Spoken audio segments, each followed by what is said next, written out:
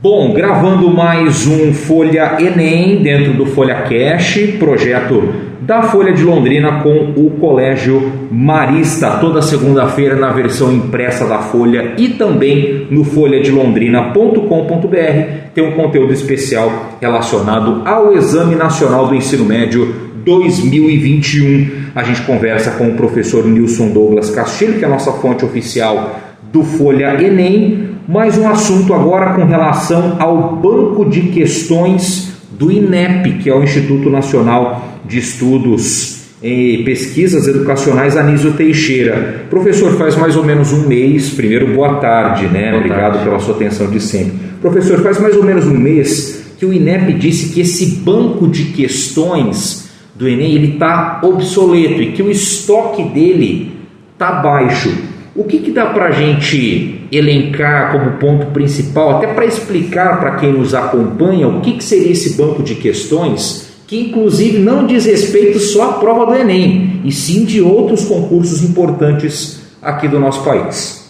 Certo, Edson. É até importante levar em consideração que a prova do Enem ela passou por uma configuração quando ela entrou a ideia de competência e habilidades lá no ano de 2009.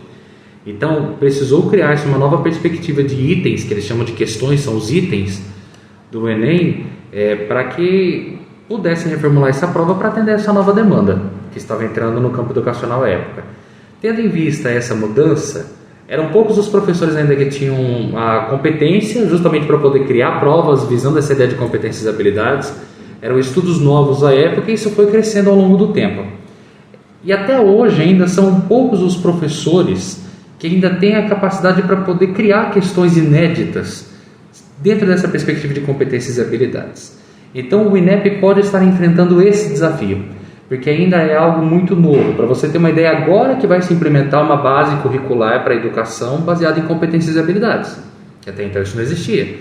Então veja, lá atrás pensou-se numa prova por competências e habilidades, e agora que se está implementando uma base nacional comum curricular para a educação básica. Veja só a discrepância. Primeiro eu criei um processo avaliativo por competência, depois eu criei um currículo com base na competência, a diretriz.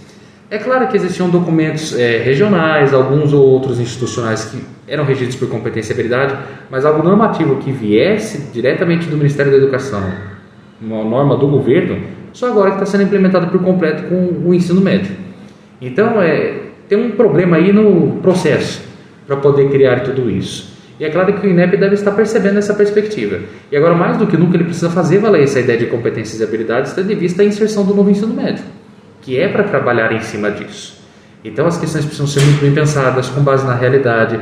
Antes, o MEC também baseava-se muito no currículo oficial, que era bem tradicional, apesar de trabalhar com competências e habilidades. Agora, é preciso ter um novo olhar para uma outra organização curricular que a escola vai ter que lidar. Então, quando você fala nessa questão de crise, profissionais para elaborar essas provas, seriam professores com uma capacidade de elaborar questões nesse novo modelo, mas como que isso seria, como que partiria uma mudança dentro disso? Talvez capacitações por parte do INEP, divulgação de mais materiais ou partir mesmo da iniciativa desses novos profissionais, porque eu imagino, né, você como professor deve explicar melhor, que você tem que mudar uma metodologia de raciocínio, de elaboração de questões para atender algo novo, não deva ser fácil também. Sim, a gente vem de uma cultura de provas de teoria clássica de teste completamente conteudista, então é eu comprovar se eu aprendi determinado conteúdo.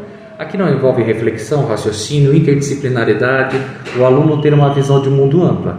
Para que o aluno possa ter isso, o professor também precisa ter essa mesma visão de mundo ampla. Mas hoje, se você pega muito dos cursos de licenciatura, poucos são eles que ainda conseguem trabalhar isso de maneira efetiva. Trabalha-se a ideia de competência e a ideia de habilidade, mas o treino, a prática em torno disso. Pouco se exige disso, por exemplo, num estágio. Então, acredito que muito disso poderia ser dirimido desde a formação dos professores dentro das universidades, a formações da licenciatura, pensando nessa ideia de competências e habilidades, mas pensando sempre numa prática, e não só por uma prova. Desde qualquer situação de aprendizagem que envolva competência e habilidade, é fazer com que o professor trabalhe com isso no dia a dia. Transpor para a prova vai ficar muito mais fácil, porque aquilo vai fazer parte da prática de sala de aula dele. Além disso, é claro que aqueles que estão agora não podem ficar para trás, precisam ir atrás dessas formações. Então, além de ser competência da instituição federal em formar professores, em dar o suporte necessário, é também de qualquer instituição privada ter em mente que a formação continuada de professores é uma premissa para quem quer ter qualidade na educação. E nessa formação continuada deve ter sempre essa ideia de competência e habilidade. Ainda mais agora com essa virada dentro de ensino médio, que é o mais impactado por uma prova como o Enem. E assim, professor, o INEP ele abre, na verdade, uma chamada pública, né, para os interessados em colaborar com essas questões.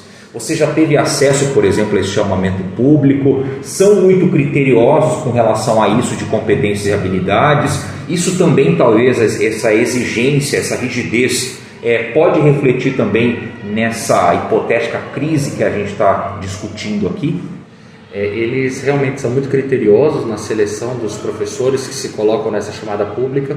Geralmente essas chamadas públicas acontecem por meio de universidades federais que fazem um processo seletivo minucioso. E após essa chamada pública, esses professores que se colocam à disposição também passam por formações.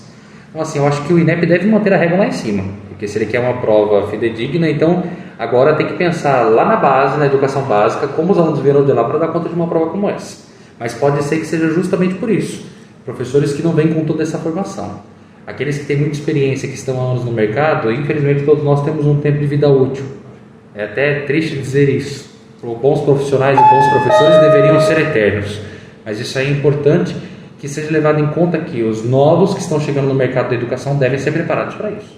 E falando num contexto social, professor, você acha importante essa renovação no banco de questões, no sentido de que a nossa sociedade mudou muito de 12 anos para cá, a gente percebe lutas de determinados movimentos em busca de igualdade, em busca de reconhecimento, e talvez um termo utilizado lá em 2009 para 2021, para 2022, enfim, para os anos seguintes, já não caiba mais. Até para dar um gancho quanto a isso, na edição de 2019, o INEP pediu para que as questões que falem sobre o período que o Brasil viveu de 64 a 85 da ditadura militar fosse mudado para regime militar. Quer dizer, isso é apenas um exemplo.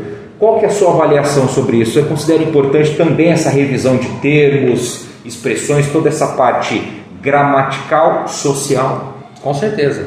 Uma prova por competência e habilidades ela tem que estar pautada na aplicação dos saberes no dia a dia do aluno. E o dia a dia do aluno ele é dinâmico, ele é cotidiano. A nossa sociedade é muito dinâmica e ela muda muito rapidamente, agora mais do que nunca.